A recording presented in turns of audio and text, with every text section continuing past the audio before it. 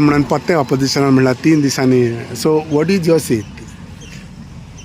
म्हाका दिसता की 3 दिसाचें अधिवेशन जें आसा न्ही की कॅबिनेटान ठरयिल्लें आसा आनी त्या नंतर आमी लेंथी सेशन जें घेता तें पावसाळ्या दिवसां खबर आसतलें सादारणशें आमी 17-18 दीस जेन्ना घेत आसता त्यामुळे हे बजेट सेशन आनी त्यामुळे 3 दिसांचें दवरलें आसा की ताजेर 3 दिसांचें डिस्कशन ताचेर चर्चा जातली आनी बजेट एप्रूव जातलो. बट 3 दिसांनी जाता सर. फाटल्या दिसांनी तुम्ही म्हटलेले एक वीक कोण म्हणतो तुम्ही म्हटलेले. हांवें म्हणलें युअर ओपिनियन. नाही म्हजें ओपिनियन सोडटा की हांगा कॅबिनेट सरकार ठरयता आनी त्यामुळे तो जो बिझनेस आसा न्ही तो आमी कंडक्ट करता आसता.